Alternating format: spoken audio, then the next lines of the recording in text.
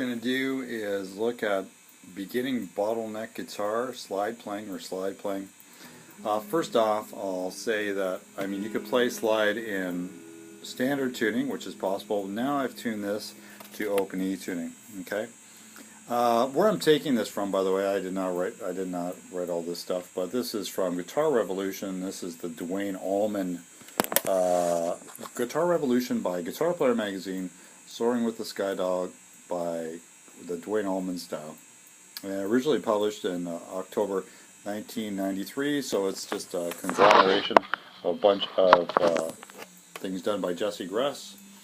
So what we have here is we're tuning in open E tuning, okay? And so we want to make sure that we have the following, our guitars tuned the following way. This would be the E string, B, E, G sharp, B, and E. Now there's many tunings. Open E is great because if you're used to just, your bar chords and know where the A is and it's all the same, you don't have to rethink anything. Unlike G tuning or all those other ones. So again, this goes E, B, E, G sharp, B, E.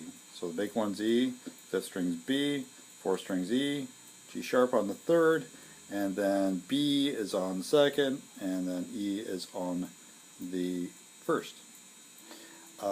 Now, some things I want to talk about. Now, I played a bit weird. I played steel guitar over the years, and so I'm so used to playing. I can play like this, but it's not my best, not my favorite. But I will go over some of the things. I'll probably play overhand, but you'll get the ideas, and you can probably see it better overhand. First thing is, when you play the bottleneck guitar, the bottle, make sure you pick something that's comfortable for you. Basically, you should have that bottleneck not go over this part of your finger. That's how most guys play. I know some guys will have it lower than that. And I like, if I was to play this way, which I usually don't, but if I was, I'd play it on my third finger. Alright, and what we want to do is we want to learn how to damp with our left hand. Okay. Basically, this is what Duane Allman would use as an old medicine bottle, and this is a Jim Dunlop. This is not the original. I think I have an original somewhere, which is a bit smaller. It seemed always a bit smaller. And we want to have, when we play, you can see we're playing, we have all these strings vibrating. So what we want to do is have your first finger come across at the front of the slide.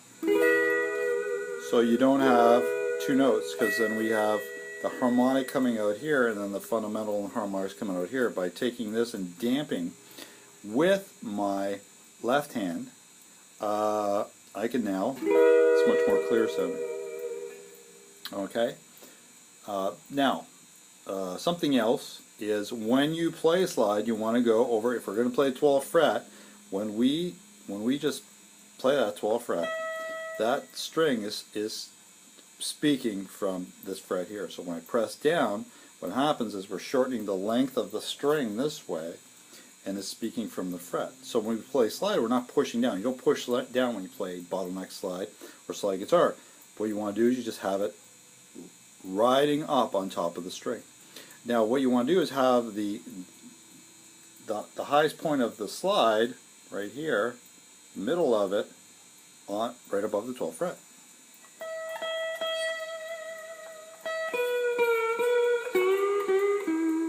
Okay, so we just want it just above the 12th fret. Okay, and one way to do that is have like a backing track going and see if you're in tune, because you can be just totally out of tune too. So make sure that those fingers are in the front. You're not getting two notes, and you're over top of the fret that you want to be on. All right. Now what I'm doing is looking at page 32 of this book, and basically before I even get into that, here's a couple exercises you might want to do. One exercise is you want to get used to picking up the slide and sliding. Everyone pretty much slides, but here's a good exercise. Start in fret 1, move it up. Oh, by the way, make sure your action is a bit higher. The action on this Telecaster is a little bit on the low side for slide, so I got to be I don't push down as hard. So if I do first fret, So the exercise will go first fret, slide to second fret, second fret, slide to third fret, third fret, slide to fourth fret, fourth fret, slide to fifth fret, and so on. So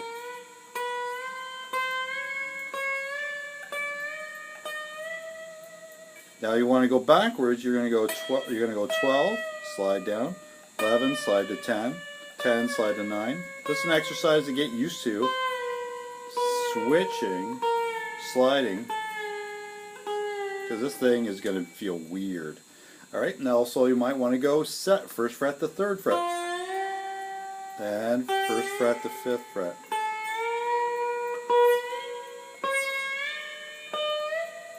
Alright, the other thing is you want to learn to pick up the slide, because if you want to kill the string and make a short note, you want to be able to do that. So you go, pick up the slide, go to second fret. Play the second fret, pick up the slide, go to third fret. Play third fret, pick up the slide, go to fourth fret. Fourth fret, pick up the slide, go to fifth fret.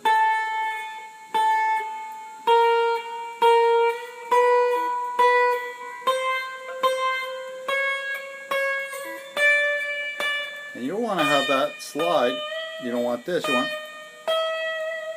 okay? And so that's a great exercise. Do that on all strings. Pick a couple strings a day and just practice that. It's a great exercise. Now, if we're gonna look at page 32 of that book that I use, and example 1A. Now 1A is going to be a combination of sliding and picking up. So what we're going to do is we're going to go 9th fret, and then we're going to slide the 7th fret, and then we're going to pick up the slide and go to the 9th fret. So again. Also I have those, I'll play it overhand because that's what I do better at. So I'm going to go 9th fret, I'm going to go 9, pick up the slide, and go back to 9.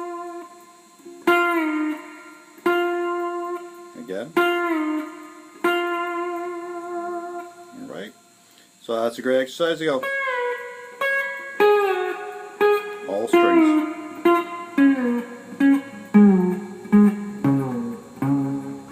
Alright, next one you're going to slide from fret, on the G string I'm doing this, fret 9, slide to 7, pick it again, and then you're going to slide back to 9.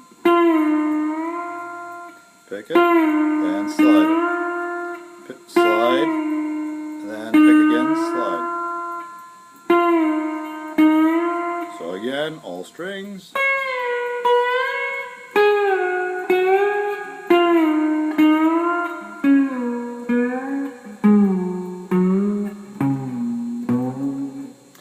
The other one is you're going to do a grace note, a very quick note, from 9 to 7, and then slide into the 9, okay?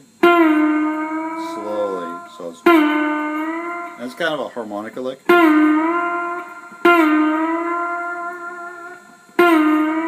Again, all strings.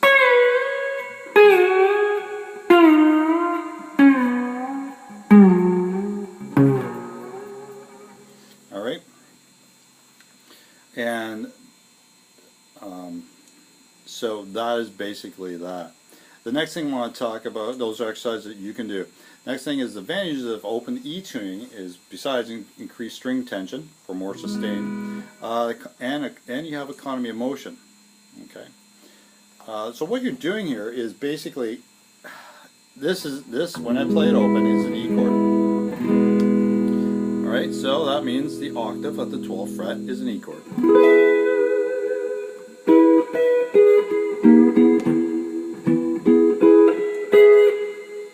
Now when I play that chord, I can play a bunch of different arpeggios. When I play the top 3 strings of that chord,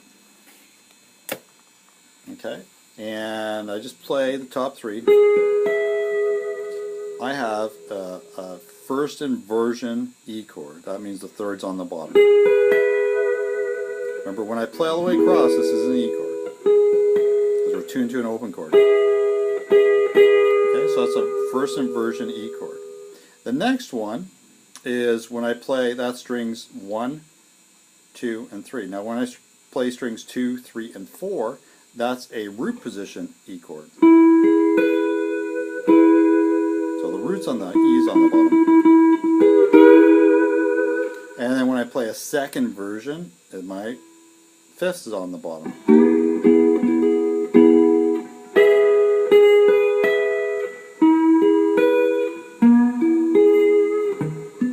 This is just an E5 power chord because it's E, B, E.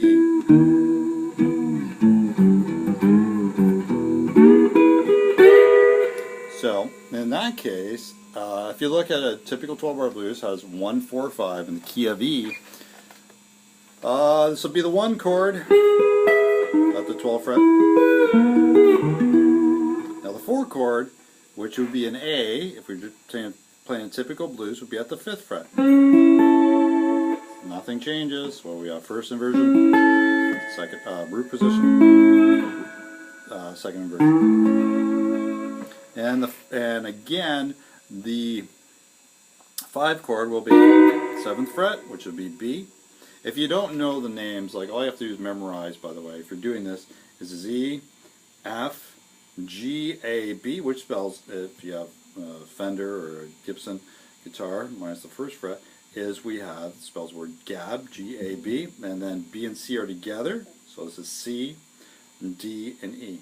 Alright, so again, E and F are together, G-A-B spells the word gab, C, D, and E. Alright, so if I go, this is my 4 chord, and then my 5 chord will be, the B chord will be, which will be on the 7th fret. Remember the word gab, G-A-B. So if I'm playing a blues, I'm going,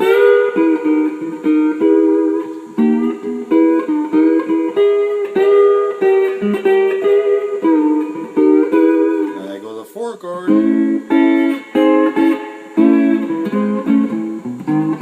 back to the 1 chord, the 4 chord, sorry, that was a 5 chord, 4 chord, that was B, back to the 1 chord. So that gives me the typical 12 bar. Alright. Next is, if you want to play some sort of 5th, 6th comping pattern, a lot of guys, like, I think it's Johnny Winter. First of all, when you're playing it, the E, the 1 chord in the key of E, I'll just do it without the slide for now. You're going to play the E and you're going to play the E and A strings, or sorry, E and B strings together, or the 6th and the 5th string. That'll be an E power chord, and then you put your first finger on the 2nd fret on the B string or the 5th string. So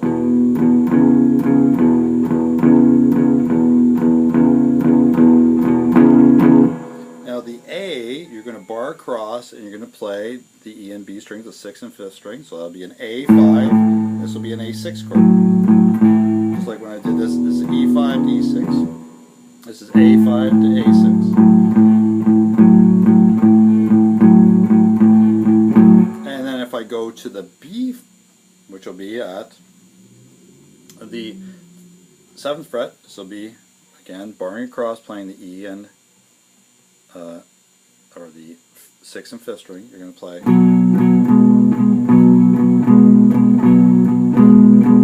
So if you play a stereotypical blues, E for 4 bars,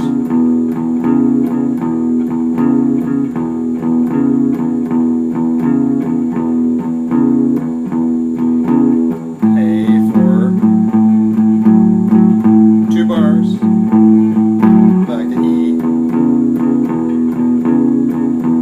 2 bars, B for a bar, A for a bar, and then E, 2 bars. Now a lot of guys, when they play with the bottle or the slide, they use their first, and so obviously I'm going to use, you're not using, generally I've never seen it, but I guess it can be done. When you go to the A, you're going to have to use your first and second. I mean, you can see it's hard to do because you got to put you use the bottle, it's hard to do that. So they usually use your second finger, and so on, so on. B, same idea. All right. Anyways, that is part 1 of Bottleneck Slide Guitar. I hope that helps, and good luck with it. If you have any questions, just ask, and we'll see you later. Bye-bye.